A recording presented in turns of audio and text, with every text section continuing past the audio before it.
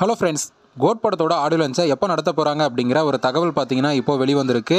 So அதை பற்றி தான் இந்த ஒரு வீடியோவில் நம்ம பார்க்க போகிறோம். அதுக்கு முன்னாடி நம்ம சேனலை இன்னும் சப்ஸ்கிரைப் பண்ணலாம், சப்ஸ்கிரைப் பண்ணிக்கிங்க.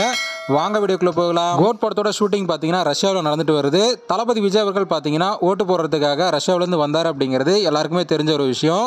ஆனால் கோட் படத்தோட ஷூட்டிங்கில் நம்ம தளபதியோட போர்ஷன் பார்த்தீங்கன்னா கம்ப்ளீட் பண்ணிட்டு தான் வந்திருக்காரு அப்படிங்கிற தகவல் இப்போ வெளிவந்திருக்கு. அதே போல் ரஷ்யா ஷெட்யூலோட படத்தோட மொத்த ஷெட்யூலும் கம்ப்ளீட் ஆகிடும் அப்படிங்கிற மாதிரி ஏற்கனவே பார்த்துருந்தோம். ஆனால் இன்னொரு ஷெட்யூல் இருக்காமா, அந்த ஒரு ஷெட்யூலை சென்னையில் தான் ஷூட் பண்ண போகிறாங்க அப்படிங்கிற மாதிரி சொல்லப்படுது. இதனால் இந்த படத்தோட மொத்த ஷெட்யூலும் மே எண்டுக்குள்ளே கம்ப்ளீட் ஆகிடும் அப்படிங்கிற மாதிரி இப்போ ஒரு லேட்டஸ்டான அப்டேட் வெளிவந்திருக்கு.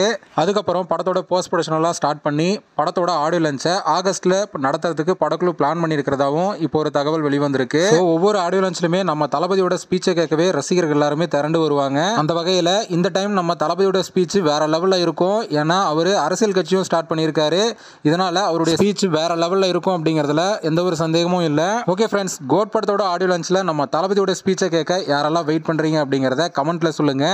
இந்த வீடியோ பிடிச்சிருந்தா லைக் பண்ணுங்க, ஷேர் பண்ணுங்க. இது போன்ற தளபதி பற்றின அப்டேட்களை தெரிந்து கொள்ள நம்ம சேனலை சப்ஸ்கிரைப் பண்ணி சப்போர்ட் பண்ணுங்க. அடுத்த ஒரு வீடியோவில் பார்க்கலாம்.